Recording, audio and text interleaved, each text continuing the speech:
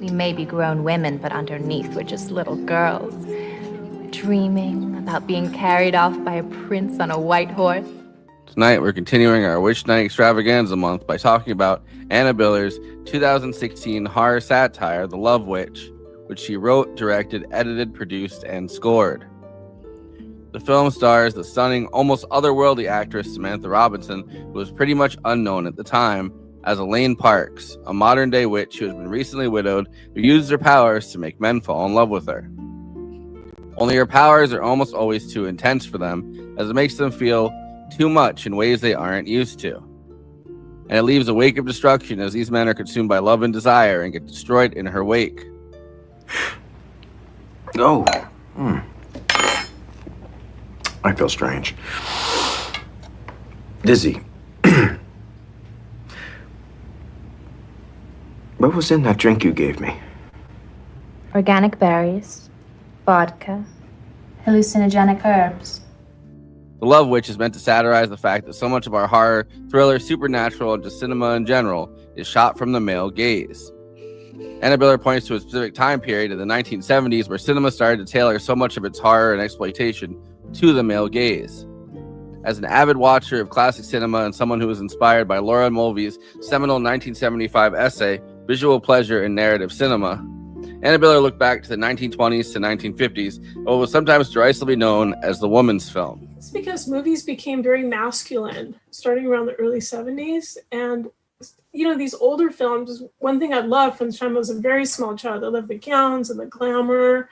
I loved all the female characters and all their witty dialogue. So I love the pre-code movies and the noir films and, you know, the women's pictures. There were just tons of women's pictures, like All About Eve or, you know, Vertigo. They're all about a woman's experience in the world.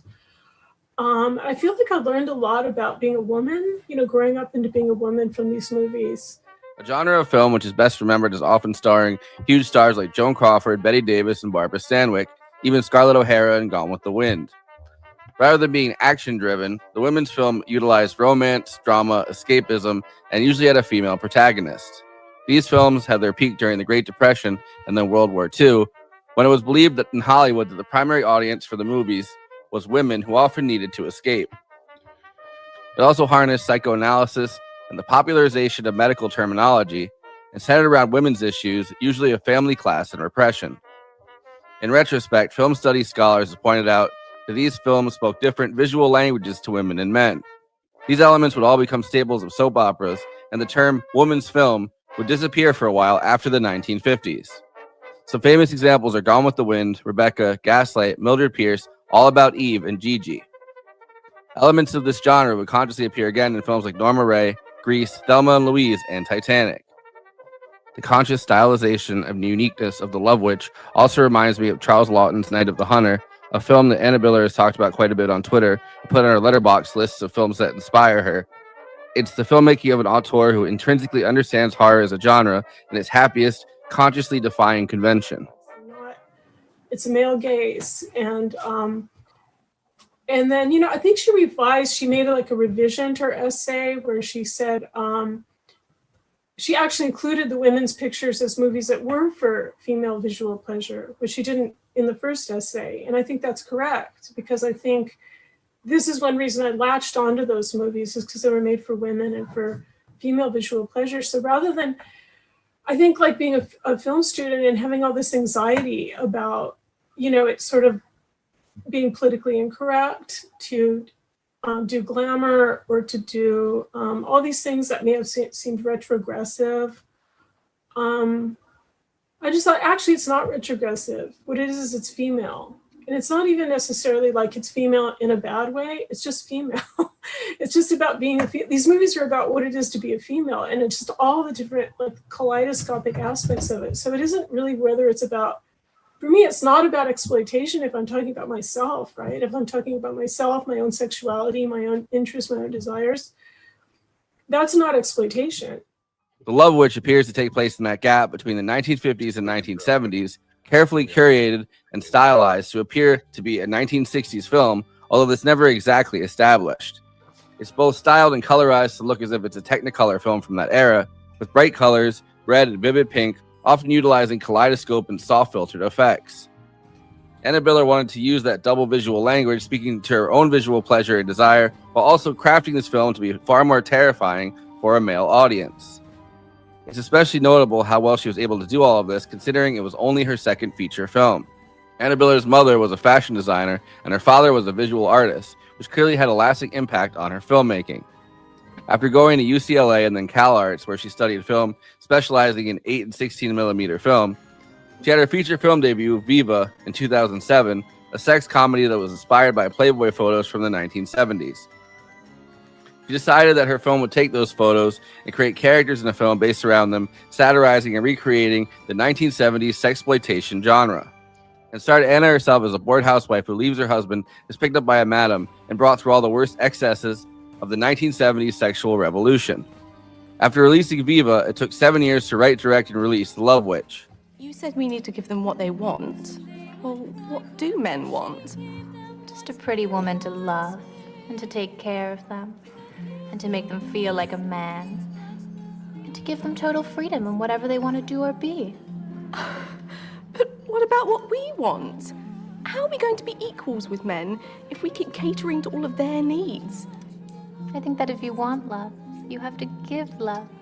The Love Witch stars a pretty unknown cast: Samantha Robinson, John Keyes, Laura Waddell, Jeffrey Vincent Parisi, longtime Anna Biller collaborator Jared Sanford, Jennifer Ingram, and Robert Seeley.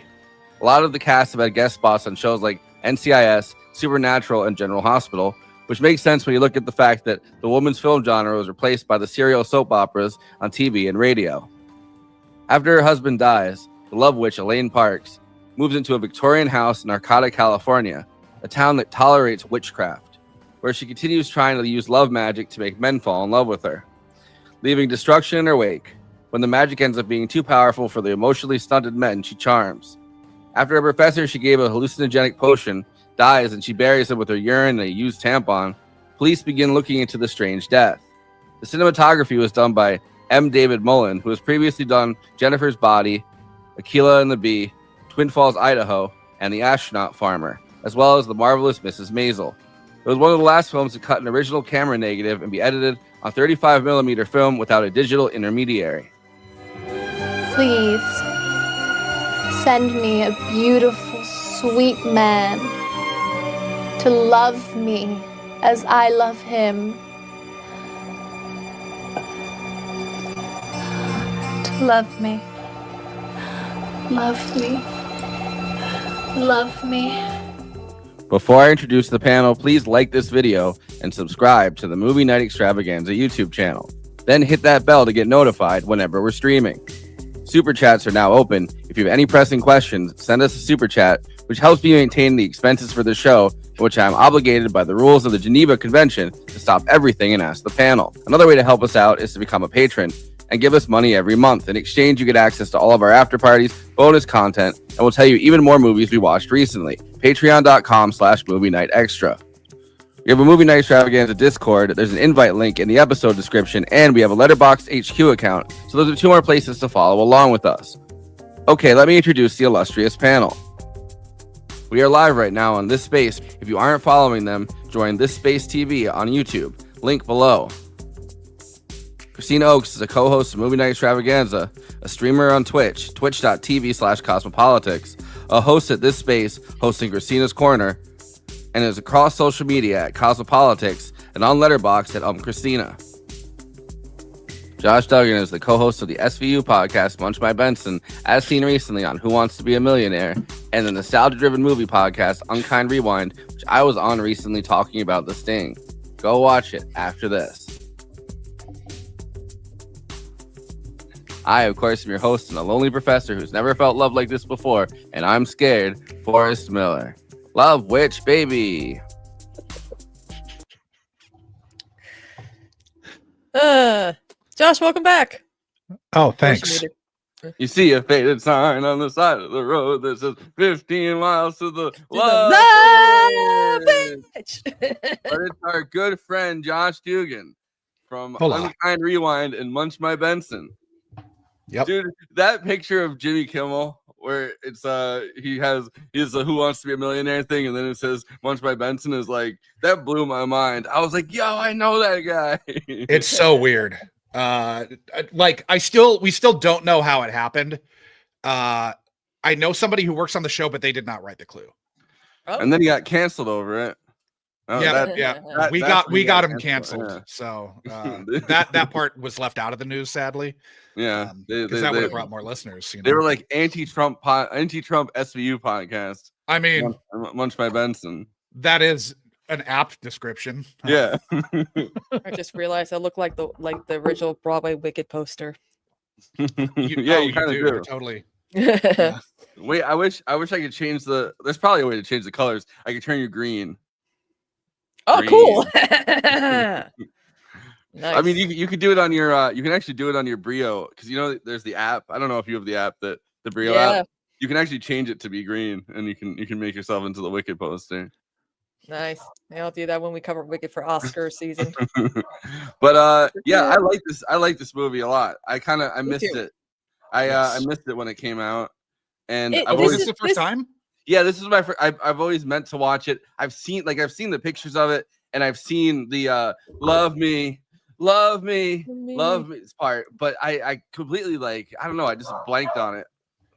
As a Tumblr girly, this film was everywhere on Tumblr when it came out. I was like, because I mean, again, Letterboxd one-liner, so much Lana. This is a Lana Del Rey coded movie, so there's a lot of the day he left me was the day I died. So much TikTok edits, audio of transformations and all that. It's so this movie has been in and out of my life, and I did see it when I found it on Tubi a few years ago, especially when I considered if we're doing witches, we should cover this movie because it's a very different witch movie. Dude, because there's different types of witches. There's blood witches, love witches, green witches, Green witches, that's the whole category. It's the one Kermit is in, I think. But no, there's even when I hadn't heard of this movie, right? I still had seen the screen grab, the Tumblr screen grab, where she was like, "Well, I'm back in the dating pool again." Yeah, this was something that was really popular during COVID. Yeah, it's definitely super meme forward. It's almost designed to be memed. It feels like. Yeah. Oh yeah, definitely. And that's what's so cool about it. And also too, this is one of those, it's inspired by a lot of other Bell Book and Candle, which was the first one that we covered this month. It's very underrated, but when you look at the people who created this movie, it's oh yeah, this makes sense. Because when I first saw this movie, I thought this movie was as filmed from 1974 or something like that. I thought oh, this is an old movie. Yeah. And then when I found out it was 2016, I'm more people should have cinematography like this. Even with The Apprentice, the Donald Trump Roy Cohn movie, they made it they stylized the cinematography like a 70s, 80s documentary, which I feel not too many people are obsessed with Urine Yellow as a color base for cinematography. Yeah. Bring back color, bring back classic looking Well, there's You know, there's the thing people have made so many jokes about with both Sicario and Breaking Bad, where it Yeah. has that yellow tint to it, and they're like, "Oh, I guess we're in Mexico again because Yeah. everything's yellow." Yeah, But because they really, if you're, in my opinion, if you're going to make a movie that takes place in a different time, you should make it look like a film yeah. from that time. So the guy that the cinematographer M. David Mullen, last movie he did, not that he didn't die or anything, he went to doing like prestige TV. So after this movie, essentially in like 2017, he started doing The Marvelous Mrs. Maisel. And that's Yeah. like his, which That tracks. shout out to Superman and Lois Lane for Yeah. but that's like his big project. But before that, one of the last films that he had done, I think it was the last film that he had done before this. He like, it's cool that like he's one of those people that doesn't do projects all the time. But one of the last ones he had done is Jennifer's Body, which is another movie which is that getting a sequel visually- now. It's I don't know, but that's another movie that's like visually kind of a crazy thing, right? Like, and so he became known for doing these like I don't know, like vibe aesthetics of different time periods as like his main thing. And then obviously The Marvelous Mrs. Maisel takes place in like the 50s, and like he did a whole thing with that too. Sorry, this dog's going crazy. I don't know if you guys can hear it. A lot. But yeah, Josh, when did you see it for the first time? I saw I know it. you like it. I lived in LA when I saw it for sure. I didn't see it in the theater. I saw it like when it was streaming. Yeah, I really dig this movie. I may be reading it wrong, but or reading it maybe not as the author intends or auteur here.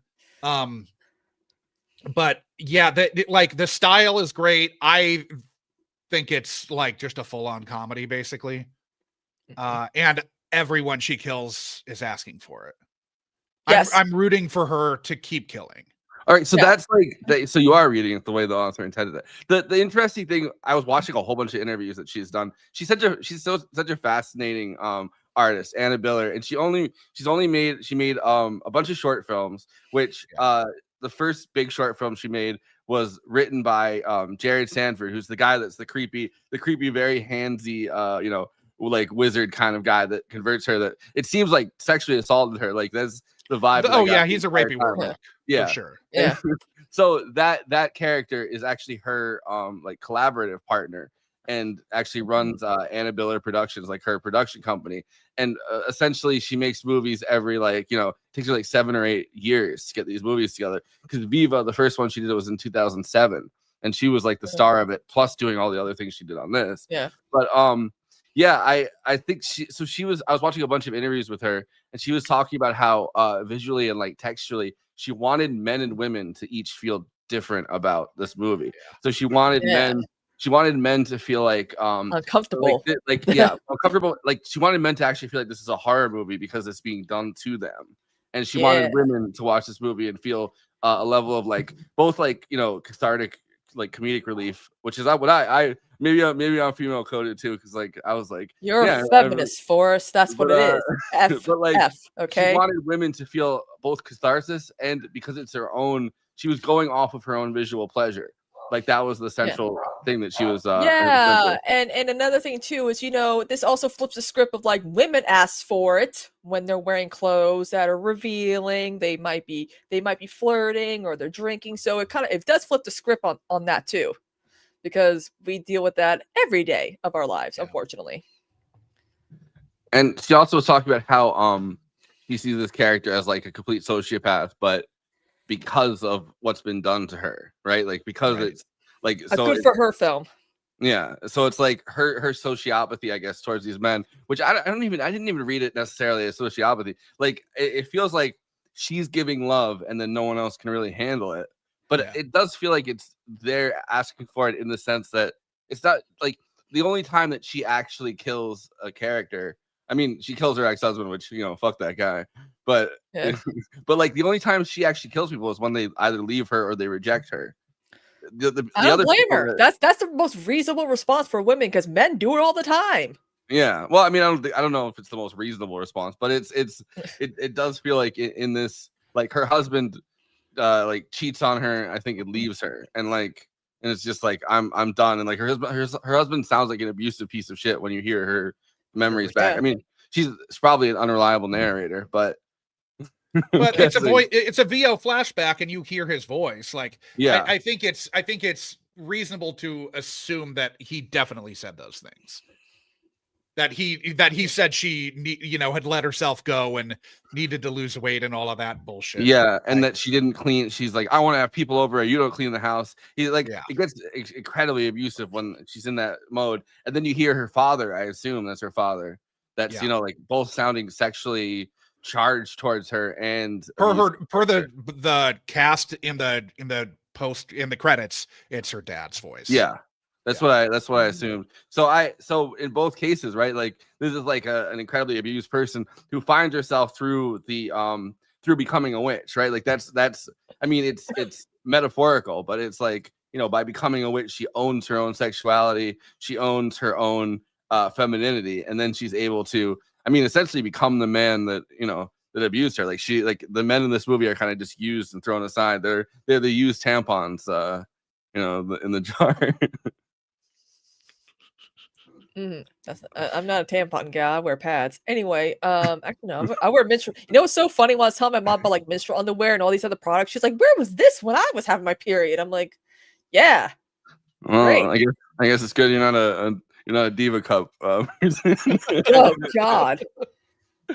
I tried doing that, did not work out because everyone's like, what's funny? Everyone's like, oh, you only bleed like this tiny amount every like not even a tablespoon amount every month. I'm like, not for me. It's more than that. I really like the joke in this where the voiceover, Elaine's voiceover says, a lot of men have never seen a used tampon, and then the two cops look in the ground and they go, they're like, oh, what's this? And then he's like, I don't know, it looks bloody. That's so Chekhov's tampon. Yeah. This is why boys and girls watch that Shirley Temple puberty video in 5th grade now.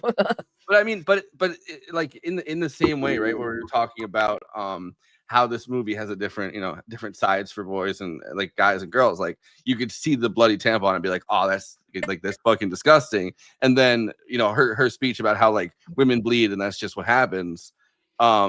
It feels like it reads differently probably for guys and girls. It reads differently if you have a period and if you don't, right? Like, yeah, it's like the times where it's like my dad's like, all right, what do you need lady stuff? Describe exactly what brand and what do they look like? Wings or no wings? Yeah, it is interesting that even to this day, we still don't know a whole lot about the female body, and I'm watching like male doctors on TikTok like educate other men about like what really goes on with the female body, and it's like so many even women are like, I'm learning something new every day. Kristina's in total love for this movie. Well, our sex ed in this country is it's in the a joke because we're a very parents first culture, right? Like it's whatever the parents are offended by, that's what we go. Well, we used to have sex ed. I'm older, I actually had it. You guys may not have, but I had my first menstrual cycle in January, like New Year's Eve, 2004 into 2005. My nurse's office didn't have menstrual products, and much later on we watched a health video about shaving. I was already shaving, or I was on my period. We learned about pregnancy in 7th grade, but not what causes pregnancy. It wasn't until 10th grade biology 1 honors we actually learned what makes babies, and I'm like, we're a little too late in STDs. We're a little too late. And my sister, who is a PE teacher who also does health in New Jersey, of all places, parents have been opting their kids out of sex ed because they're learning about sex, they're learning about pregnancy, they're learning about addiction, drugs, STIs, and most of those kids are pregnant or on drugs, have STIs. So go figure. Yeah. Well, that didn't happen in the 90s. Oh, just even like in the 70s, right? Like the 70s was when this kind of entire culture war. Not that this necessarily has to there Goddess Me Margaret got banned. But there's a big culture war that happened during the Carter administration where they believed that despite the fact that Carter was like a crazy evangelical guy, right? Like he was a born again Christian. He was our first born again Christian president. At least the modern iteration of like the modern evangelical movement when it was just getting into politics. Like he didn't judge. But like he was tarred by religious right Sadly. people as being like and that was like the birth of the religious right. It was, they called him like a secular humanist or whatever, like a Mhm. so like that's the there was bad supposed to be thing. this big conference on the family, and they're supposed to like have all these different sides talking to each other, and they were supposed to establish like national guidelines for something like sex ed, and it didn't happen because that was when all the craziest religious right people kind of started Because they got in bed with Reagan. Yeah. They got in bed with Reagan right before he, like when he was still he'd run one time and not won the nomination. Yeah. And so they got in bed, and then they basically fused with the Republican Party at that point. And now men have never seen a used tampon. So Tampon before, yeah. I mean, when I watched it, I was like, I'm like, wait a minute. They didn't. I mean, they in college we learned how to put a condom on, but I'm like, but I don't remember in health learning. Well, there's a classic thing where they people will put it on a banana. Even the elderly women are like, oh. But like, I don't think no teacher taught girls like in these classes how to put a tampon in or whatever. I mean, my mom did it for me, and I was like, oh, never again, never. Because you, no offense, but some people are like, I don't feel it. I felt it. Never again. Well, which is why a movie like this works, though, right? Like a movie where that is completely about reclaiming your femininity, that does use something like both urine and a used tampon, as my name says, used tampon and urine. I mean, a lot of people find, I mean, I find pregnancy gross and disgusting. I just watched the first episode of Welcome to Dairy, and I'm reminded again, pregnancy is body horror. But a lot of people downplay how horrific a menstrual cycle is. And I feel like, something like that, that's very much part of being a woman, unfortunately, is doing this thing every month until we're in their 40s or 50s or pre-menopause or whatever. So, the representation of, urine and a bloody fucking used tampon is like genius. Well, there's the two sides to it. I think there's like the side of it that pee and there's another hole, like no, but there's the two sides to it of that is a good joke. All right, I'll hand you that. But people are surprised where it's something natural that should be beautiful, right? It should be beautiful. It has to do with like, I mean, other cultures.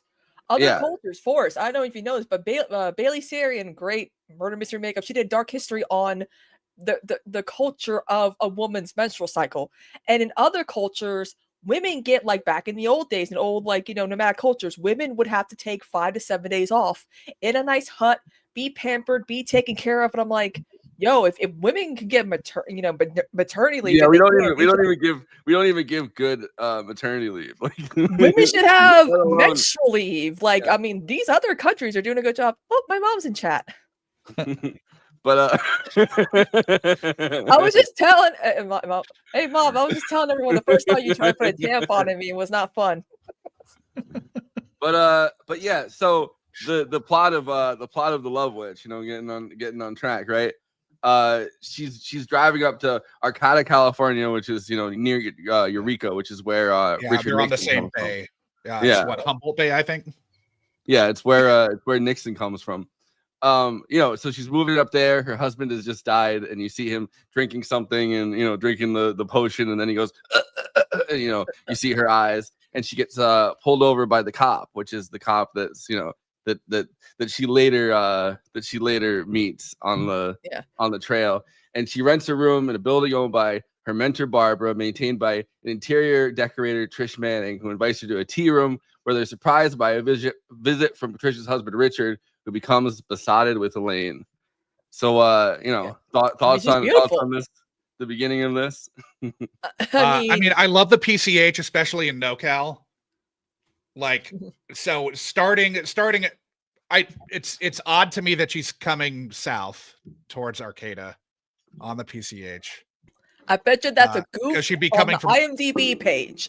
Yeah, because she'd be coming, like, I've been there, and she'd be coming from, because she was living in San Francisco, she should be coming the other way, but whatever. Yeah, she makes it sound like she's going up among the redwoods.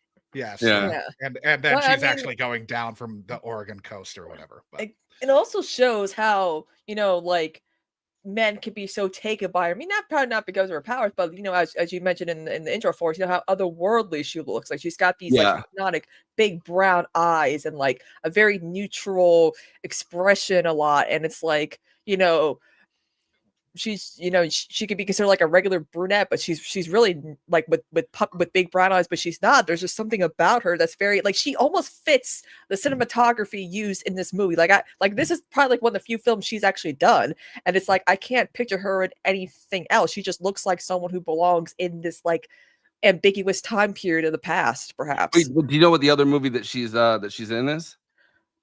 What Once is it? Upon a Time in Hollywood. Oh yeah, that's right. Yeah, she's she's playing that's a right. soldier. She's Abigail Folger. Which I was asking in the chat earlier with you guys. I was like, do you think Tarantino's seen The Love Witch? There's no way. Yeah. He absolutely cast her because of this. Feet. Anyway, so she performs a ritual to attract a new lover. Local professor Wayne accepts her offer to cook him dinner at his cabin. She has him drink a concoction of hallucinogens and they have sex. He becomes emotional and delirious, which repulses Elaine. The next morning, Wayne has died. She buries him along with a bottle containing her urine and a used tampon. She's got a thing.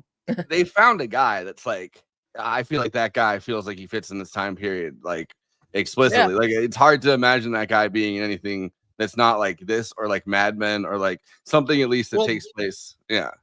This is weird though because it's technically in present day. Yeah.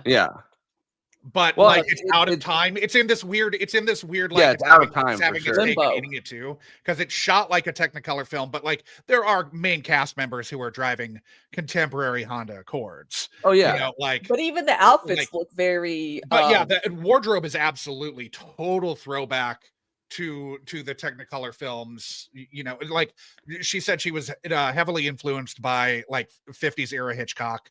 The color stuff, and it makes total sense. Like you watch this and you're like, no, this looks like a fucking Hitchcock. This looks like North by Northwest or To Catch a Thief or whatever. I found that this is the clip talking about Bell Book and Candle, which is late 1950s, but it's like right before this time period. This is Annabelle at Fright Fest.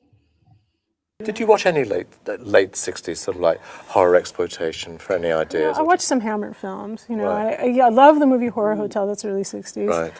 And I love Burn Witch Burn. I mean, Bell Book and Candle was actually even more of an influence than all of those Hollywood films, those noir films really are. They're all about female glamour being bewitching. And so Love Witch is about how bewitching the female is and how that kind of destroys men. And that's all classic Hollywood all the way. How long did it take you to do it?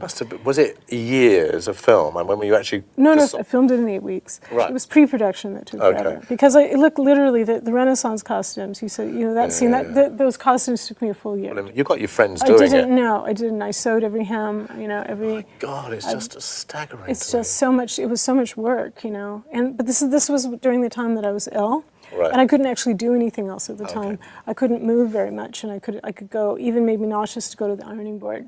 So I had to plan my time, like sitting and doing it. This machine didn't make me ill, but standing up made me sick. So I had to limit my time cutting and ironing. It was really hard, but I thought, well, what else am I going to do at this? I want to progress on making my film, so I'm going to do what I can. Is there an anti-female thing here as well? Did you find that while you were making this? I didn't have that problem in pre-production. I have that problem a little bit with some of the press and some of the audience. And I don't think that's because I'm a woman, as much as because the script was written by women and it was directed by women. It has a quality to it that is not necessarily what a man would do, and that it's this alien a little bit for a lot of men to have like a female lead character and then she's glamorous. That's already silly for some people. It's been like 40, 50 years since we've had like an actual femme fatale on the screen that wasn't just like, it's not like Fatal Attraction where she's not, that's not a glamorous character. But we've had a glamorous femme fatale on the screen. It was before that. Kathleen Turner in Body Heat and all these sort of things, surely. But how long ago was that? Yeah, no, actually, you're right. That's 25 years at least, isn't it? I was actually trying to make a modern movie, and this is so sad because I really can't, I guess. It's as to tell audiences, this is as modern as I get. This is it.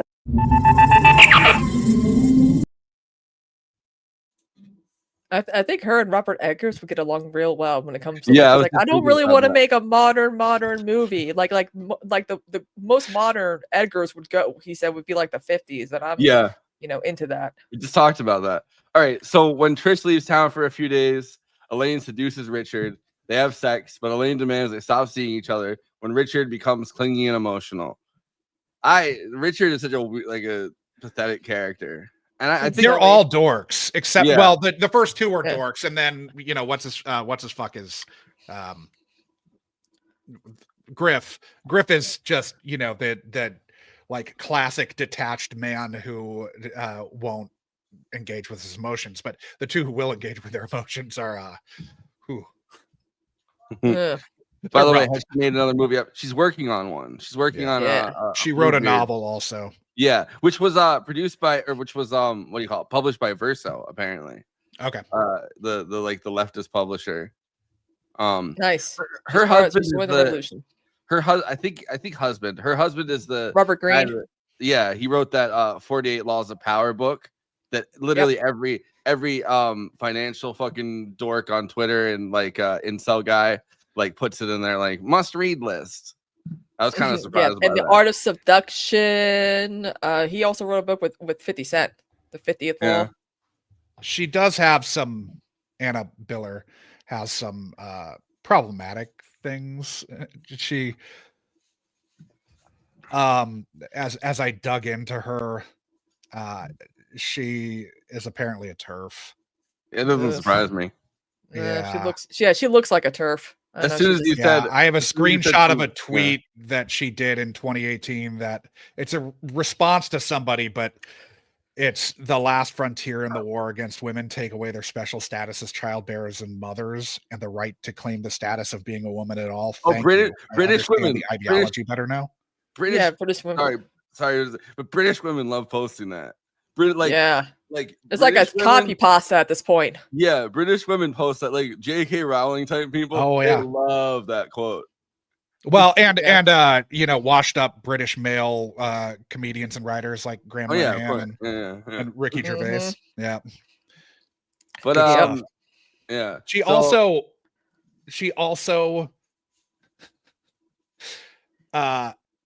I got down. I fell into a weird rabbit hole area of the internet, and she also said, once I went down a deep satanic panic rabbit hole, and I learned that the children/toddlers in the McMartin daycare center had STDs and genital scarring. There really were tunnels, etc. The perpetrators weren't charged because they couldn't prove which adults abused them. And I've looked into the McMartin daycare thing. Nothing happened. Nothing fucking happened. Nothing. Not a fucking thing. I don't understand how you could read anything about McMartin and believe that something happened. Yeah, what's funny too is the reason, and this is interesting, the reason why that satanic panic about childcare, daycare workers happened was because moms were getting into the workforce. They were leaving their kids home with strangers. And so, like, yeah, I can't believe, I think maybe COVID broke her brain. I don't know. I don't know. I mean, I don't. British women, red flag. I don't want to. Well, she's American though, isn't she? Yeah, she's American. Yeah, like her mom's Hawaiian. She just has that. She has like a transatlantic type of accent though. It always she does. Yeah. Her mom. Half Japanese and Samantha half Robinson grew up mostly in the UK. Yeah. And she moved. I think she moved here. She said when she was like really young. She was born in the US. I wonder how much Lana Del Rey she listened to, because it sounded like her voice sounded very Lana Del Rey-esque. It's like it does. Like very. I watched an interview. I watched an interview with her and like another woman that had like a podcast, because it was probably pretty easy to book her on a podcast, after this, because she's not. This is like the first movie she had done, or the first big movie she had done. Yeah. And I heard her voice and it was like, oh, this is like her voice is pretty similar to the. Like, I thought she was doing an accent for this, but it's like not exactly. But when Wayne's reported missing, Officer Griff Meadows and his partner Steve, he kind of mistreats his partner Steve, but discover Wayne's body. What, by punching him? But also, like, he's like, get me a sandwich when he's going to Well, because he got a promotion. Yeah. because so now they were partners, but like now he can boss everyone around because he's a white guy who probably didn't earn his promotion. Yeah. Well, I mean, at the beginning, he's doing traffic stops. He's like, and he didn't know what a bloody tampon was, so he shouldn't. I don't know what a bloody tampon is. Is that the name of the band? And his partner Steve discover Wayne's body at his cabin, along with the bottle, which leads him to Elaine. Griff invites Elaine to join him in horseback riding. They come across a midsummer solstice festival held by the leaders of Elaine's coven. They propose a mock wedding. A hand-fasting ceremony is performed where Elaine and Griff are gifted matching rings. Elaine realizes she's in love with Griff, though he does not reciprocate her feelings, which is the first time in this movie, right, that a person man does is not reciprocate. captivated by her. Yeah. And the last two guys, the first guy is she seduces Trish's husband, as we said. And that's kind of the biggest asshole move in this whole movie, right? Because Trish is like her, I don't know, her frumpy British friend. But But I would say that Trish is asking for it and got exactly what she deserved because she told Elaine that her ideology wasn't feminist enough and that it was upholding the patriarchy. And so if you're being the scold, if you're being the feminist scold here and telling another woman that she doesn't get to like live life however she wants, I mean, aren't you asking to have your husband taken away? Yeah, I mean, I get if we're looking at this from an ideological perspective, right? Elaine is a lot. Well, I'm just looking at this, through or as like Elaine. I think Elaine's right. I think. I mean, I don't know. Trish is kind of like the whole conversation they have where she's like, but isn't that upholding the patriarchy? She's the most kind of annoying character in this whole movie. Oh yeah, 100%. Yeah. She's also she's annoying also, so that's why she should also have her husband taken. But Richard commits suicide in the bathtub and is discovered by Trish. Trish confides in Elaine that she suspects Richard was having an affair and that his paramour drove him to suicide. Which I love that his suicide like this whole thing is he's drinking those like little bottles of liquor that he has or whatever, and she's like, I'm about to go upstairs and take a sleeping pill, and he's like, leave me alone, bitch. Like, I don't know, 10 years of fucking dealing with Trish would probably break me the same way. Yeah. Maybe like suicide is the only reasonable option at this point, Well, the only time Trish is happy is when she's actually when she is embracing what Elaine has suggested. That like the only time that she's like confident in her own skin is when she is wearing Elaine's getup, Yeah. Like essentially wearing Elaine like a mask almost, because Elaine, like my ex-girlfriend like my ex-girlfriend with borderline personality disorder, Elaine has a whole room full of like the craziest wigs you've ever seen that like flow. Forrest, you have a type. Because I myself have borderline personality disorder and wigs. Yeah. But watch out! Don't. I haven't met anyone but you with that Barack the Vote shirt. So yeah. So Trish puts on Elaine's ring, and Elaine forgets to retrieve it before leaving. So she brings it to Elaine's apartment, where she tries on Elaine's wig, makeup, and lingerie before discovering a shrine dedicated to Elaine's deceased lovers. At least she has a shrine. That's nice of her. I don't know. Like, if I feel like if I OD'd in front of somebody, and I don't think they'd make a little shrine for Richard among them. Yeah, I mean, is it a shrine or a trophy? I don't know. Kind of probably 6 1/2 dozen of another, right? Yeah. Elaine returns and is attacked by Trish, who leaves, swearing Elaine will burn for what she has done. And of course, nothing wrong. What are you talking about? I like Elaine's whole thing where she's like, crash, crash, crash, crash.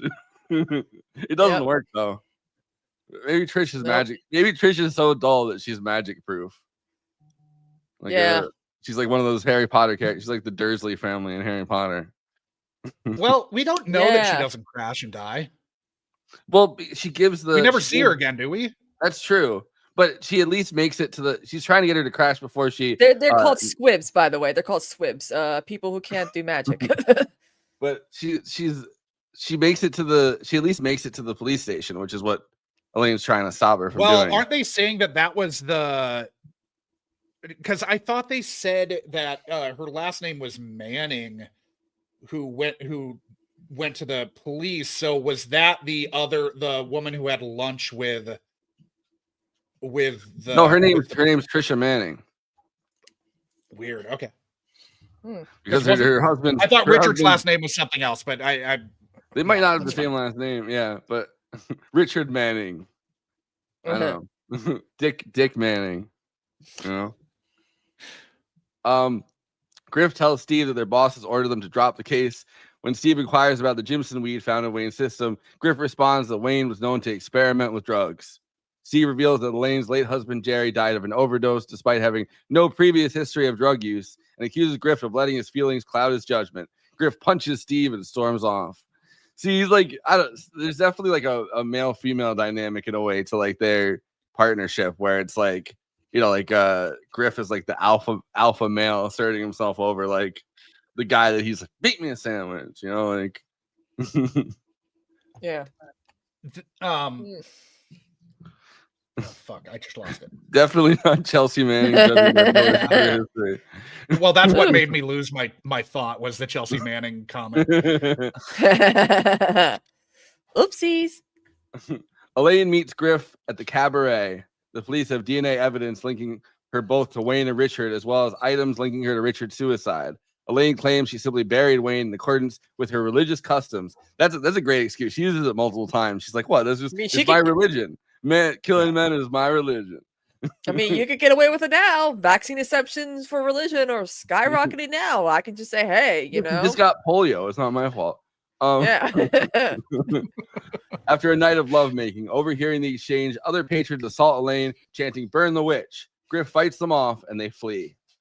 But it goes back to the old thing, right? Like, is do we create witches, or do they create themselves, right? Like, when you shame a woman like that, they make a deal with the devil to gain their powers or something, because I think that's what they did with Angelique in the Dark Shadows soap opera. Well, and you literally see the the Jared Sanford guy, the name of two different is Jared Fogle and Mark Sanford. You literally probably intentionally with well, no, that's the actual name of the guy. Was he hitchhiking? His parents pre-named him after Jared Fogle. Yeah. Was Mark Sanford tracking down the he was whatever? He was the guy that was cheating on his wife and was like, "Oh, I know he was my governor." The story was that he was going to Argentina, right? He was walking to Argentina. Walking Argentina to see his mistress, but he didn't have that part. He was my governor. I remember that was like the biggest scandal for like. Yeah, because he was. It was only a big scandal. It was only a big scandal because he was like close friends with Hillary Clinton, so they were like trying to pin that on Hillary Clinton. Yeah, and it's post Larry Craig, right? Isn't that right in the wake of Larry Craig and the If you fly through the Minneapolis airport, you can check into that bathroom, BT Dubs. I mean, I've gone to the Minneapolis airport, so I've probably been in. You've been there this year, I think. So you missed out on your chance to check into the Larry Craig Memorial bathroom. He's probably still in there. Ooh, boy. At the apartment, Elaine presents Griff with a concoction that he tosses to the floor. See, he's the one person that's ever rejected her, besides her husband, right? That we actually see in the plot. That go make me a Subway sandwich. Elaine sees a vision of her past victims professing their love. She receives a theme, I guess, I don't know if that's how you say it, and stabs Griff multiple times, mirroring a painting on her wall. Clutching the bloody Atheme to her chest, Elaine smiles, imagining a mock wedding in which Griff declares his love and proposes to her before leading her away astride a unicorn, which is the description of the thing, earlier in the movie where she's like, "Oh, I'm looking for my man on a white horse." And it's like, yeah, you saw a picture in this in your apartment. You saw a painting that you painted? Yeah, you saw the painting. I think that we're meant to believe she painted, right? That's the one she was painting. Yeah, because she was painting the heart. Yeah. So that's her. She's having a vision of it throughout the thing. Which is I have a vision. Well, she says it. She got her happy ending, right? His heart. Yeah, literally, and she can carry it around. Speaking of happy endings, guess what? Massage parlor in my town got busted again. Just kidding. I still remember walking through Philly, and then I sent you the thing that was like there was like the massage parlor that I forget what it was called, but it was like it had like the sketchiest name. Yeah, it's like, yeah, prostitution rings do happen in that place, probably. Well, right after we had that conversation on that after party, there was in Hyde Park down the road from me. There was a massage parlor that got busted. So we had that whole we were joking around about Chewbacca working in a massage parlor. Somehow that came up in the after party. And and I'd right love out, to know how that came up. We were talking, was it a Star Wars after party? I think. Yeah, it was a Star Wars after party. I hope it wasn't. Which, by the way, I don't know if you guys want to do an after party tonight. We can, but oh, I'm maybe, down yeah. to clown. Yeah. All right, let's do an after party after this. So so that's the plot of the movie. I thought of what escaped me. So when his partner tells him that her ex-husband had no history, that had never used drugs, it's like, bro, you can't say that with any you can't say that with any degree of confidence. Yeah. You can't you can't just say this guy you've never met. I mean, even if you had met him, you can't say that this guy had never done a drug. Like, wait, Josh, what's a drug? I've never heard of such a thing. Okay, I'm sober. I've never drank, never smoked, never popped a pill that wasn't a prescription. I've never freebased. I've never. It's like I've never done anything wrong in my life. Yeah, I like the scene where she uses her eyes, she bewitches people obviously, and she bewitches that professor pretty much. And I don't think she needs the drugs to do it, honestly. Yeah, I know that guy was just horny as fuck. The potion, I don't think she needs the potion to bewitch him. But when she's just like, wait, before we have sex, drink this, and he's like, what's in it? And she's like, I made it, which is like, I'm sorry, I'm stopping that conversation, and I'm like, what's in it? You know what I mean? Well, but this is a turning of the tables. Men have never had to worry about what's in this drink. What's in a flask or what's in anything. Don't let we could take a drink handed to us and ladies. Not presume that we're trying to be dosed and raped. Yeah. My sister recently went out. I think she was in New York City. And this one guy just randomly, someone was like, here, this guy gave you a drink. And this guy came up to her. He's like, has anyone told you look just like Britney Spears? And my sister's like, I've gotten Cameron Diaz, but never Britney Spears in my life. Also, here's your drink back.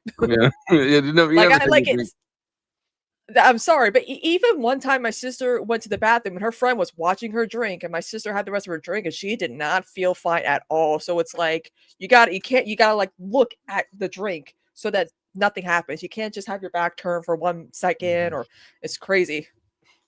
Yeah. So this is like the second to last because we're gonna do weapons on Friday. So it's the second to last. We kind of do this every time. I feel like we cover a theme on like a Halloween thing, right? This is at least I always look out for it. This is Anna Biller talking about the figure of the witch. Mm-hmm. This relationship between Elaine and like the witch figure, because they're both pretty complex figures that have a lot of different meanings projected on them by other people, and perhaps have their own power.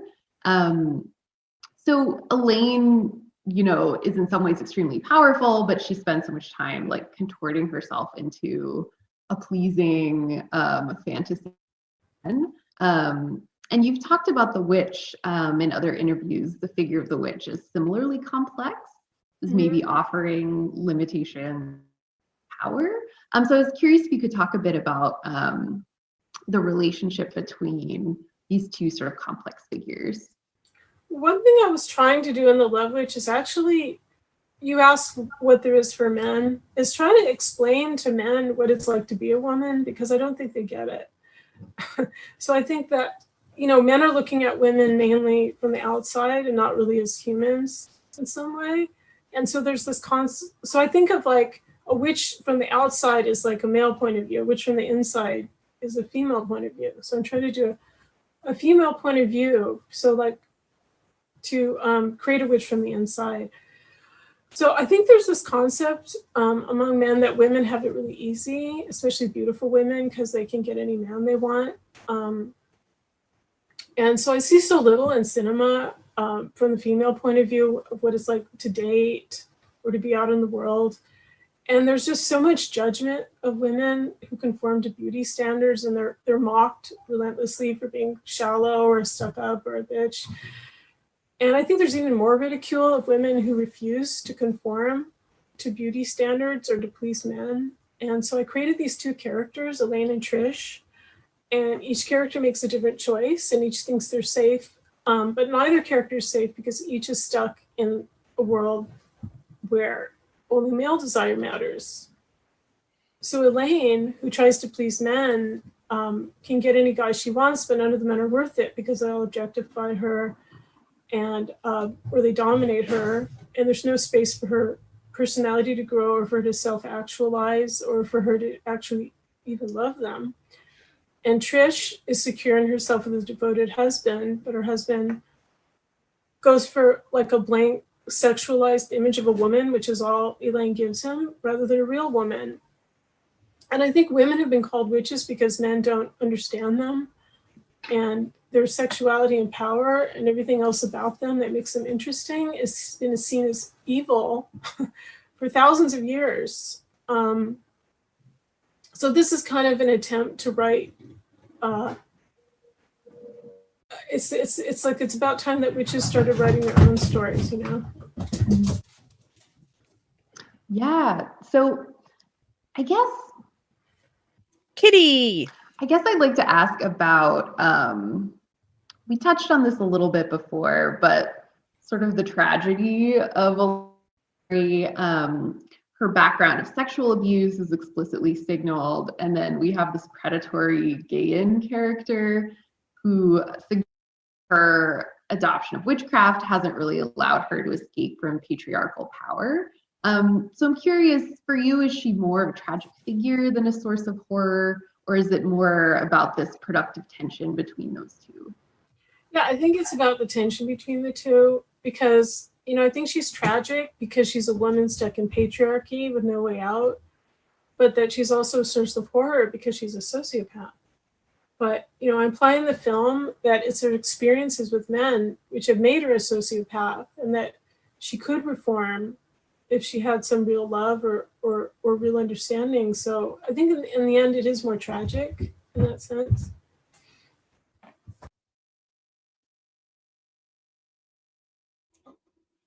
Yeah. I mean, she's right, you know? Yeah.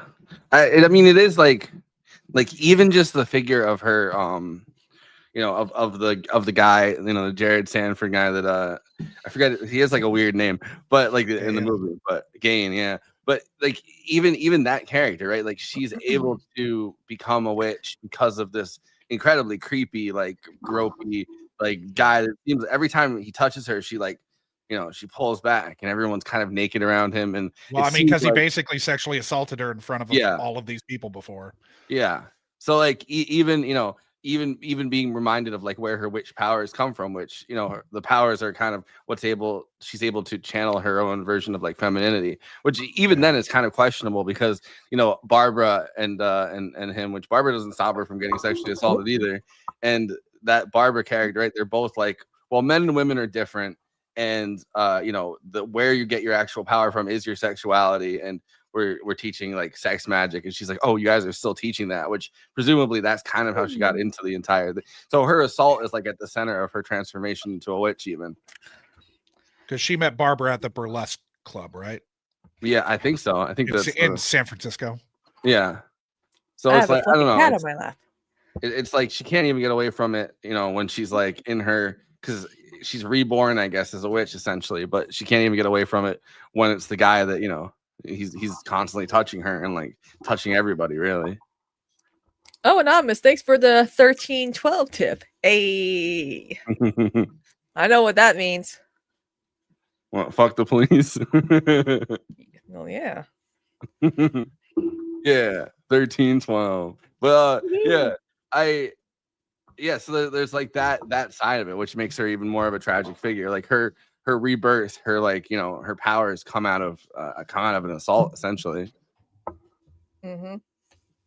Yeah, again, we do not shame her for doing what she has to do. It's almost like an Eileen Wuornos situation. Like a lot of people are realizing that, you know, she was simply defending herself. I mean, sex workers deal with shit like that all the time. I mean, she came from a really awful, childhood background, like most. I mean, some serial killers, but like, I mean, her story was so. Yeah. We were gonna do that It's movie, like- right? That I'm also pro Eileen Wuornos. Yes. we had somebody that made a movie or something about the Eileen Wuornos story that contacted us, and Who then worked on Monster? Yeah, and then Okay. but we never we heard ended up- back from them. Yeah, we ended up not. I don't know. I think we never heard back. They were trying to schedule an episode, which is it's not rare that people reach out trying to schedule an episode, but like it's rare unusual. to not follow up. Yeah, Yeah, it's the weirdest thing it's ever. happened a couple times. But did we not get to anything, or did we get to everything? That, I mean, when I was looking at like, did you know? There's like only like 3 facts that you covered, and it's like, again, this whole movie kind of almost does go under everyone's radar, and I feel like it was popular, because of girlies like myself on Tumblr memeing about it, but also too, it's like available to stream for free on Tubi. Yeah, I mean, and for once, it's there's very few movies I feel like, and I think it might be because it's from 2016. There's I wonder what's going on in 2016, if my memory correct. It's very rare that on Tubi you get election. something that's 1080p, which is like one of my big, I get frustrated sometimes with Tubi. Like even watching Bell Book and Candle on there, it was only 720, and it's like some of the most beautiful parts of it on my computer. It was hard to like see it in all of its glory. But this movie is because it's 1080p.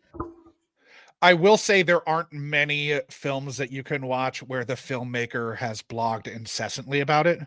Yeah, because Anna, like, she has a blog called Anna's Blog, Musings About Film and Culture, and she's blogged a lot about different aspects of this. And I know she sort of bristled at the. She generally has an issue with, from what I can tell, with feminism being incorrectly applied to certain things being labeled as feminist when they're not. And I don't know that she would consider this feminist. Yeah, I mean, I think she would consider it a movie made by a woman Satirist about women's about femininity, surely, but not about like. I think it's more about the movie. It's more about the gays, like Yeah. G-A-Z-E, not G-A-Y. Yeah, the days and the girl. I'm the surprised girls, the they've gays, never and the gotten days. her to go on Red Scare. I know she would be a perfect fit. Yeah, I feel like she and Dasha and Anna would get on. Mhm. I don't know. She comes off as someone that has a lot of thoughts. Like, sometimes Too much of them. Yeah, you don't want to dig too much into the Twitter history. That's for Yeah, sure. but I mean, and she deletes a lot of bad takes too. I mean, imagine her seeing this podcast. Hey. I mean, she's welcome to come on the podcast anytime. Sorry, we called you a turf. I've said that she's been labeled that. Yeah. I mean, she sounds like one, so yeah. She looks like one. To be fair, I don't know how you could misread the McMartin daycare scandal or any of those cases. But the McMartin specifically, it's like how no one got arrested for that one. Like, what the fuck? It was like an elderly couple who ran that place, I think, right? Well, they were claiming there was also there was like a grandson that was supposed to be the prime culprit, but it's such hogwash. That's basically because like this completely unqualified psychologist was implanting hysterical memories in these children. Yeah, I know how many episodes of Law and Order SVUs rehash those types of stories. Oh, trust me, that's why I've talked about it. My mom would love your podcast. She's more than welcome to listen. It's we're back and dropping new episodes again. Yeah, you guys are back.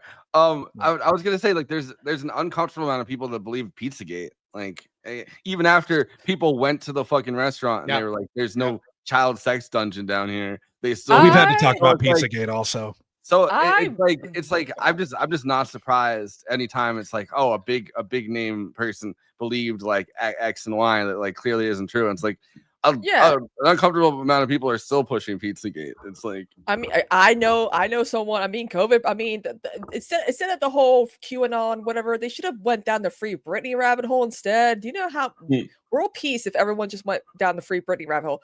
But like, it's so funny too because like I know people who you see Netanyahu and you see Netanyahu, I know, like the yeah, leaders right. of Hamas, and they're both like Free Britney, Free Britney. Yeah. Oh wow, That's what they can all agree on. World peace, baby. Let's go. Fuck K-Fed. And Justin Timberlake.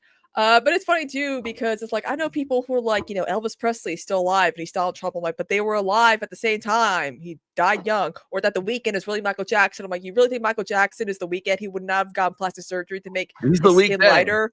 He would never have gone with that hair for that long either. Exactly. Like I'm like, think, people, think. I do. Armageddon is happening, and I'm just like, oh I my do really. God. Every time I think of The Weeknd, people stayed home for 2 weeks and lost their goddamn minds and wanted to go back to work and get their nails done. And I'm like, why? I took 2 weeks off. I did a few apartment projects. I watched all of It's Always Sunny in Philadelphia up until that point. It was great. I was like, can I have 2 more weeks off? Uncut Gems kind of so much. Yeah, that lockdown was fun. I was lockdown could have gone the other way for me. People were baking bread and streaming. Well, I quit drinking for the lockdown because I knew that was gonna get me into like, you know, like as soon as the lockdown happened, I was like, all right, I'm not gonna drink. So I didn't drink for a year and a half during the lockdown. I was like, because I knew that for a fact that would get me into like some dark places. And, how are we still talking? How are you alive after not drinking for a year and a half?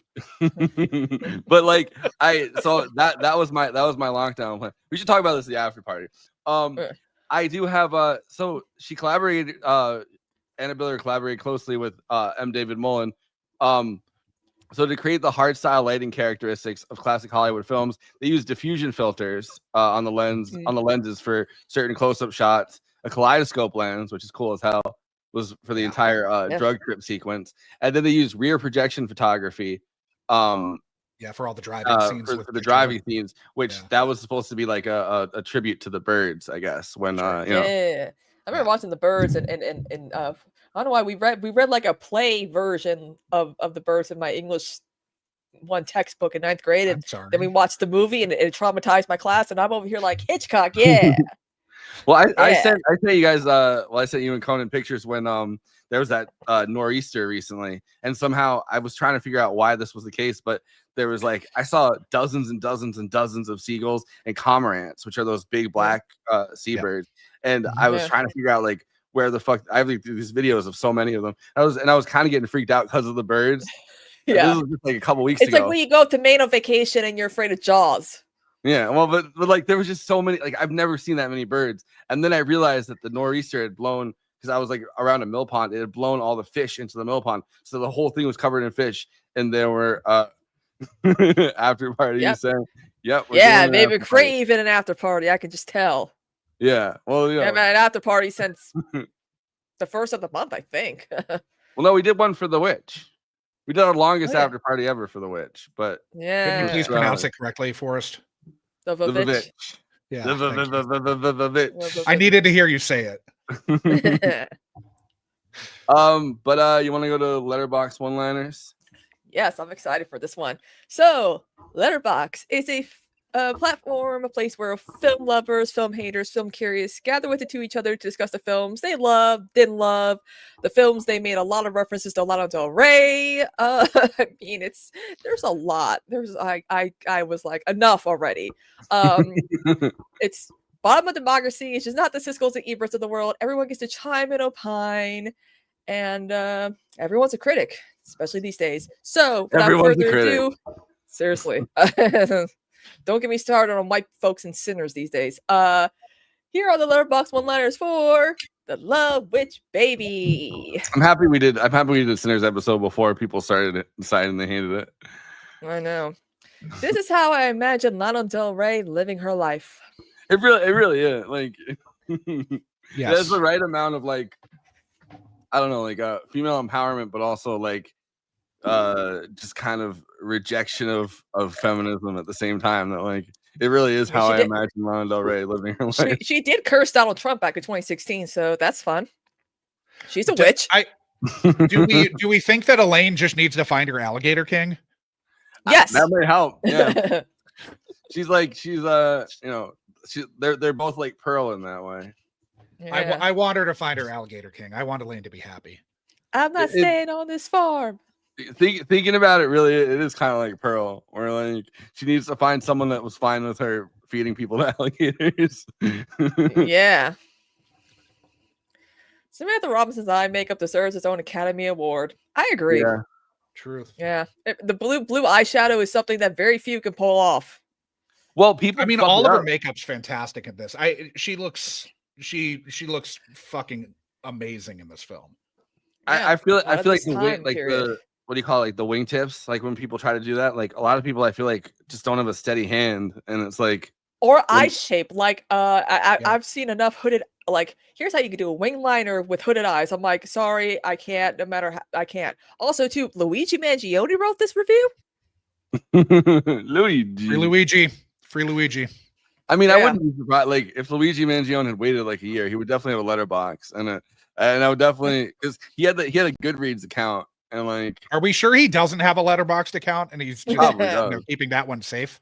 Yeah. Yeah. That's they're gonna bring it out at trial, and they're like, this guy doesn't seem like the guy. They're like, oh, I'll just wait for his letterbox reviews. And it's that one. Pretty Women Killing Men is my favorite genre of film. Yeah. She doesn't like a lot of the killing is not purposeful. I mean, she purposely does kill Griff in the end, but Griff rejected her, so there you go. He's asking for it. It's like they just can't handle it. They just he was afraid he was going to drown in estrogen. That's essentially drowning in estrogen. His voiceover, he's like a lot of guys get into pussy and then they fuck up, and I'm not gonna be that guy. And it's like, all right, calm down, buddy. Not that many people, He's like, I'm gonna punch Arcada. I'm getting so horny, I'm gonna punch a black guy, and it's like, calm down, buddy. Don't be clipping that out, guys. She does it for the girls and the gays. That's it. I'm surprised there isn't like a gay character in this. I feel like I feel like this movie would have definitely like benefited from having like a corgi gay psychic or something. I don't know. Yeah, it's like Elaine. Like what? Wait, no. What about the gothic guy from Jennifer's Body? He would have fit well in this movie, I think. She needed a gay Renfield. It's good they didn't have a Jerry though. What zero dick does to an MF, or at least what bad dick does to an MF. Like the first two guys are like, that they're not throwing pipe, but then maybe Griff, I don't know. she goes crazy because Griff was too good. Mm-hmm. All her artwork of women and boobs. I know what you are. Yeah, maybe she's the gay character. Yeah. This is a lot closer to Eileen Wuornos than we thought. Yeah, there were so many things that I wanted to put as the background, but I didn't know whether Twitch would like ding or YouTube would ding us for having the drawing of boobs in her apartment. Yeah. Probably. Yeah. I mean, she looks great in this outfit. I know, like the pose and everything. We got to bring back those hats. Yes. Yeah. Well, you probably have to go to Anna Miller and have her make you flower one. on it. Technically, a black rose. She did. She handmade so many of these costumes. It's crazy. Yeah. But too bad she's a TERF. I know. So many women are just one personality disorder away from becoming witches. Agreed. Yeah, that's it. They even say it in this, right? They're like, BPD.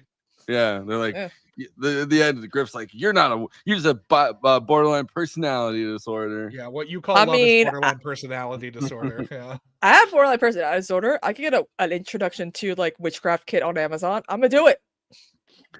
I do feel like there's a lot of Wiccans with borderline personality disorder, and probably bipolar too. Yeah. I hear how we all just know this made Quentin Tarantino insanely horny. Look, this movie called The Love Witch. And in this movie, this witch bewitches people, bewitches men, and the men really fall in love with her. And all of a sudden, it's a coked out Tarantino, and he randomly drops the N-word. It's a coked out Tarantino and Paul Thomas Anderson trying to lecture over Fiona Apple about the Love Witch. Oh God. Hey, every time I see that, I share it every single time I see the Fiona Apple quit cocaine after spending one night listening to Paul Thomas Anderson and Quentin Tarantino talk about movies. Yeah. I don't blame her. But these are Letterboxd one-liners for the Love Witch baby. You can follow Forrest and always Flacco, and he's logging in a bunch of stuff, usually stuff that we've covered and other things because he's a cinephile. Yeah. Right? I'm on the cinephile registry. Yeah. And of course, Conan, who's not here because he's on tour. You can find him at Conantron, right? And he's almost done with the Criterion Challenge, I think. Yeah, he's at least keeping up with it. He's doing good on that. Yeah. You can find I me saw him on Kristina. tour. You should too. Yes. Yeah, how was it? It was good. Great. Nice. And you could follow me at Kristina. I'm logging in stuff every now and then. I'm going to be logging in more stuff like my take on the Springsteen biopic and also soon enough Wicked for Good and other stuff I'm going to be watching.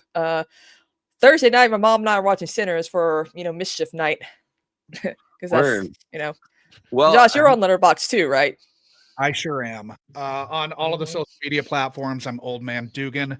I've got 2 podcasts, Unkind Rewind and Munch My Benson, both of which are on all of the social media platforms like that, though I don't really use Twitter anymore. I'd love to not use social media at all, but whatever. Yeah, I think about that all the time. I'm like, except for Letterboxd, I genuinely enjoy. Yeah. That's pretty much the only one. I'm okay with Blue Sky. Every other one is a real problem. Boring. Blue Sky is just boring. Blue Sky's boring, but at least it's not like just like the algorithm for like Threads and Instagram. Both of those, Instagram's just like 2/3 ads and forced and whatever people post from TikTok. I do think it's very funny that all the good advertisers have pulled out of Twitter at this point. So like the ads you get are legitimately psychotic. It's like the one that I keep getting is like the Freedom Center, and it's like here's why Hamas needs to understand that that Hamas needs to go, and it's like, okay, but like what can I do about that? Why are you telling me about that? Like what do you like? People love to be like, oh, go tell Hamas let the hostages go. It's like, do you think I know them? Do you think I have any? Still have MySpace? Oh man, MySpace, the good old days. Tom should have bought Facebook. He had the opportunities and he said no. And I'm like, fuck. Yeah, well, we're all coding. It probably sucked to be. Oh, Friendster. Wow. Facebook Tom. Peeping Tom. Yeah. I don't know. I'm the only guy still on Friendster. I can't believe it's still around. But yeah. We're about to drop the last episode of season 3 of Unkind Rewind, but wait. We're going to do some random ones in between. Let me queue up plugs real quick. All right, sure. we got this, and then I got you. If you're watching us on YouTube, please like and subscribe, and then hit the bell to get notified whenever we're streaming. And we'd humbly request that you watch the video to the end because it helps us with the algorithm and helps more film fans to discover the show.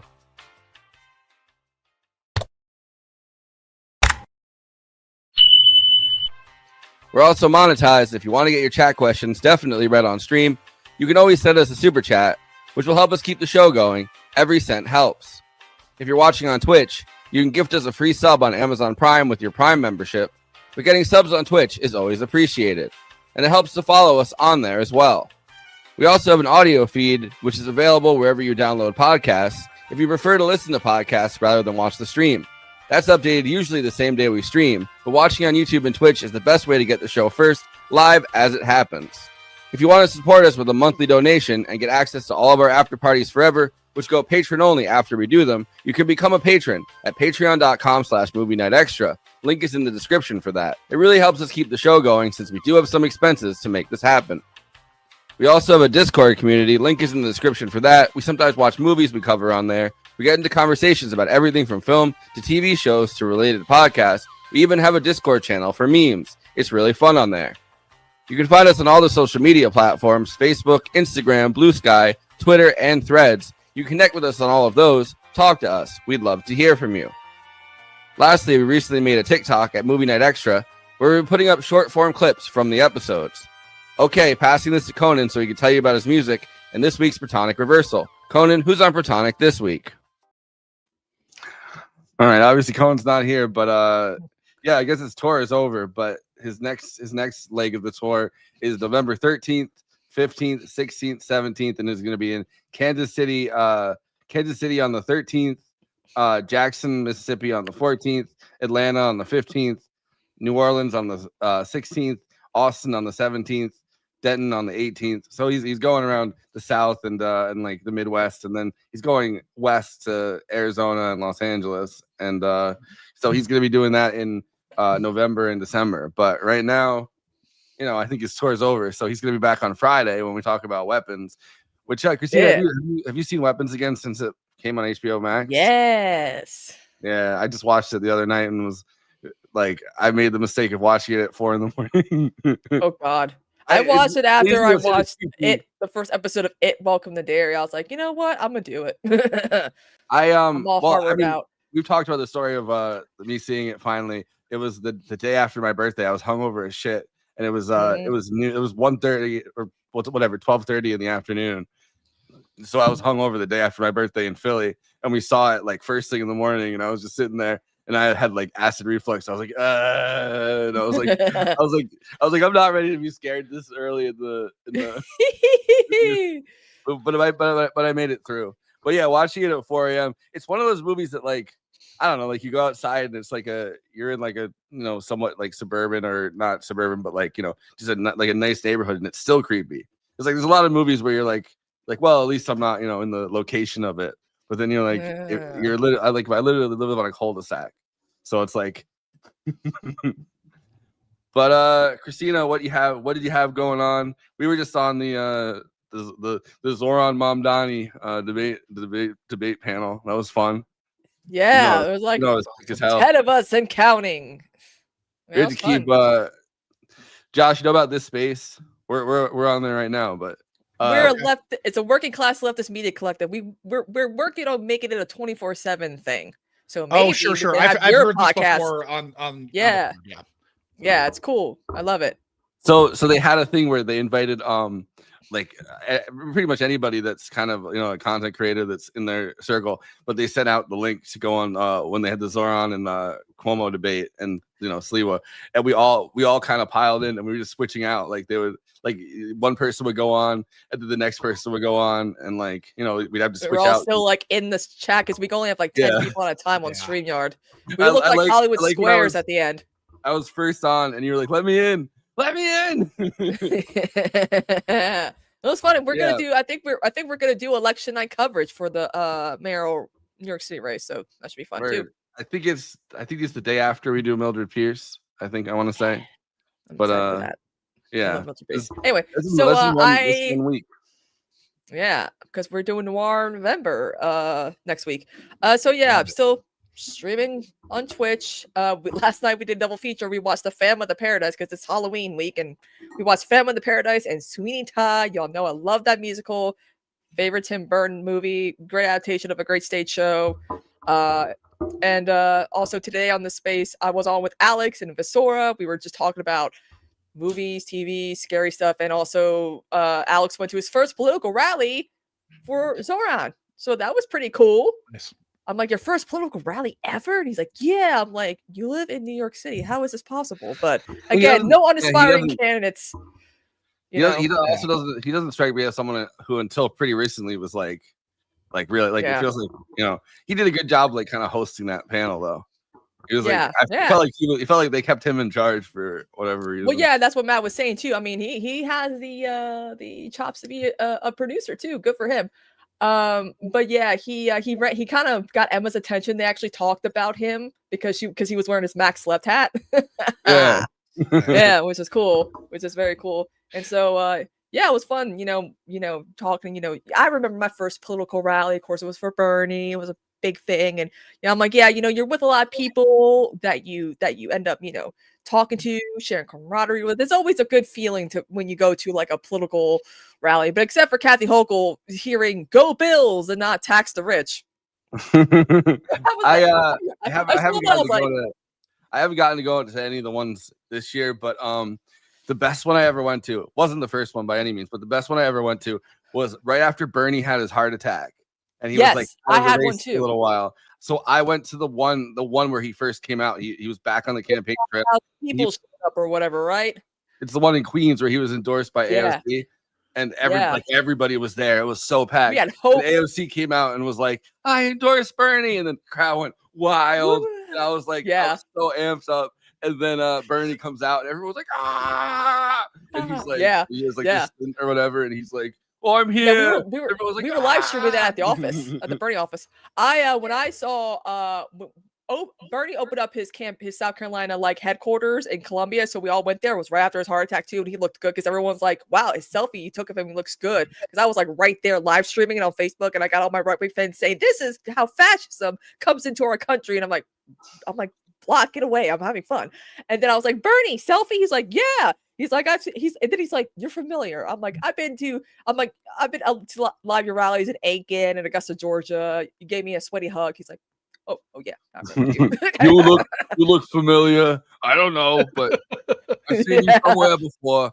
But I've been to like 5 or 6 Bernie rallies. He should know me by now.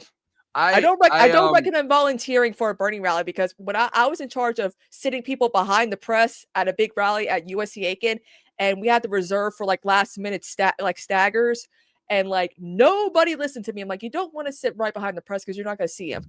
And then they bitched to me afterwards. I'm like, you should listen to me. The first one I ever went to was right after Bernie dropped out, like literally within the weeks of Bernie dropping out. He came to New Paltz for some reason in the park, and he like rallied people in the park.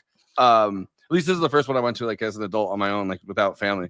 And like I just remember walking from my apartment was on one side of the park, and then the college was on the other side of the park, and I was walking to class, had no idea this was even happening. And then I just see Bernie like standing on the thing, and I'm like, "Bernie," and he's like rallying everyone, and I was like, "Oh!" Like when he came to my campaign office, because he specifically asked to have it at the office to show like the momentum that our office had, because we knock on the most doors in the state of South Carolina, and I was helping his team set up the podium. I'm like, "Could you take a photo of me at his podium?" They're like, "Absolutely!" So there's a few photos of me posing at the podium, and I'm like, "Oh yeah, I feel the burn." But Josh, you're back with Munch My Benson. What's going on? How's it going? So we're back. We are sort of altering the release schedule to accommodate my co-host having 2 fucking children. Oof, don't recommend that. Yeah. Especially trying to do that and podcasting when you don't have someone else editing your stuff. So yeah, we're doing every other week, and then in the intervening or in the weeks in between, we drop an old episode that's been paywalled. We also we're gonna start doing more bonus content.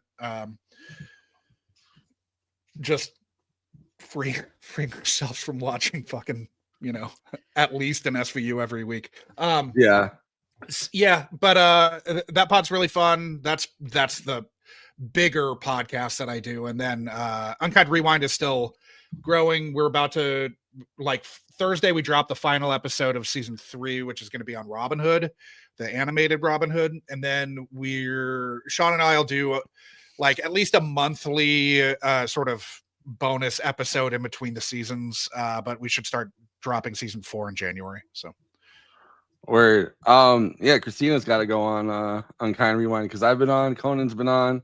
Yeah. The problem is I've seen almost every movie from my childhood, so it's it's hard for me to pick a movie that I haven't seen. So we did an episode. Years. I forget which episode it was after. I had to figure this out, and it took me a long time to try to figure out something that I hadn't seen before, that I hadn't seen since childhood. I finally banged out just a list of 10. But there's the Jimmy Kimmel Jimmy Kimmel picture, named after basically a 3-minute ad on ABC on primetime. Yeah, it was crazy. Have you gotten a boost? Did you get a boost? Somewhat. It's that I don't think that there are many people who are seeking out podcasts who are also watching network television during primetime hours. I mean, if your podcast had come about in like 1999, Who Wants to Be a Millionaire would be like, oh yeah, we do this. Oh yeah, and this is at least celebrity. You know, it was Birbiglia and Atsuko were the two contestants, and so you know, it was celebrity. More people are going to watch that than something else than normal millionaire. But for the first comment, Conan going, "Holy crap!" with a fire sign on it. But yeah, so we're gonna do an after party. After this, you know, we're gonna do the Love Witch after party. But you know, we're gonna go to the Love Witch baby. The Love Witch baby. Do you have any final thoughts? Anything we didn't get to? I think Samantha Robinson is incredible in this. Yeah. I think it can't be understated how much she nails this. And if she's not like pitch perfect, this movie doesn't get pulled off. And she absolutely is. I was trying to think, is there one other, like, is there anyone else that I could see pulling this off? The only person that I thought of that kind of popped into my brain was Alison Brie. I could see kind of doing a movie like, because she kind of has got that face. Yeah. She's got the something could be unsettling about her face if she gives like the right like facial expressions. And she's just kind of out of time enough that I think maybe she could, but I don't think anyone could do it better than Samantha Robinson. Well, and she has that weird transatlantic accent thing going. Yeah. That's just natural for her. Girl. Yeah. Yeah.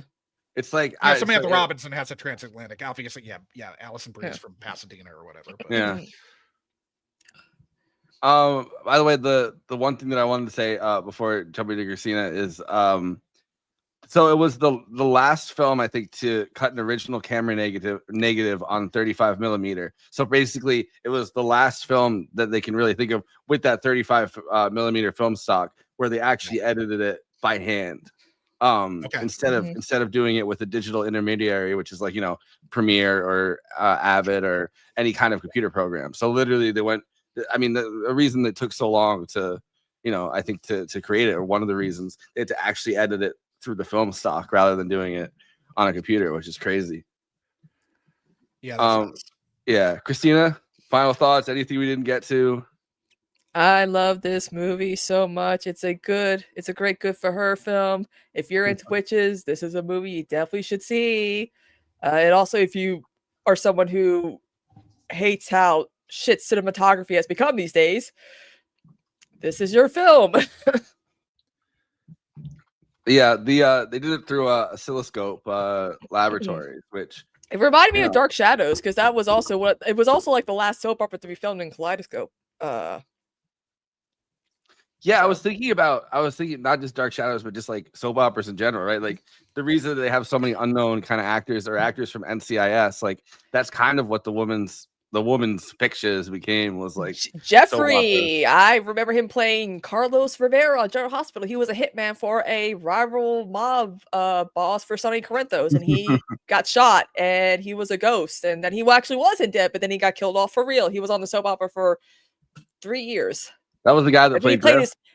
Then he played his good twin brother. That was the guy that played Griff? Yeah. That played Wayne Peters. Oh, Wayne Peters. Oh, yeah. Griff, Jean Keys is actually, he's mostly a model, and he's done a lot of modeling for romance novel covers. That's not Fabio. He's like some guy who would also do like those vertical dramas that I'm addicted to. Sure. That I see. Those are the films that people are like, oh, you know, you have to be, if you're on your phone, you know, they basically explain you the plot the entire time and nothing makes sense. Well, TV's becoming more like that. Everything. They have the thing where it's like, oh, they have to be designed so that if people are on their phones, they can still follow the plot. And it's like, this sucks. This medium sucks. That's what's killing movie theaters, not the second time I've had that conversation right there in the last 2 days. Well, they had that clip of Jamila Jamil, who another problematic person that I kind of like listening to talk. Sure. Yeah. Oh, wait, but, wait, really? Wow. I liked her talk about the pill and all that. Wait, what do you wait? She's not like transphobic, but she has like a lot of weird opinions that she'll just spout It's out. about her big problematic stuff is about body image issues. Yeah. Well, because she had them, and it's like, yeah. Can you really get mad at somebody for that kind of thing? Like people really do, but I don't know. I Yes, find it for a little I watched while. Passions. So by the way. before he became like before we all knew he was like pretty much a rapist. Like I always felt like she was kind of female Russell Brand before we knew the bad stuff about him. You know what I mean? Like they both had zero filter to like anything that they said. But yeah, so she was the one. She had a clip that went viral that she was talking about how they essentially make it so that every time you write a show now, it's like, oh, people have to be able to like understand the plot of this while they're watching. There have to be don't show that are happening so people hear them and register them while they're on their phones. Yeah, and I'm sure also the old people sitting in a nursing home can follow along. Yeah. Yes, I've seen Passions. Great conversations like this go on for an hour. Join us for an after party Friday, so Halloween. If you don't have any plans on Halloween, 8 p.m. same time. Get dressed up. As usual. We are going to. I wanted to find the costume. I wanted to find like the orange wig and glasses. Yeah. But then I just didn't. I didn't get around to it. But I thought it would be really funny to come on and like that with the jumpsuit and everything, like yeah. But maybe I will. I don't know. Who knows? Find out on Friday. And join us for the after party. If you're on this space, thanks for joining us. You can go to the Movie Night Extravaganza channel, like, subscribe, and also we'll be on there as an after party. It's not going to be on this space. Sorry to tell you, but we're not going to keep them up that late.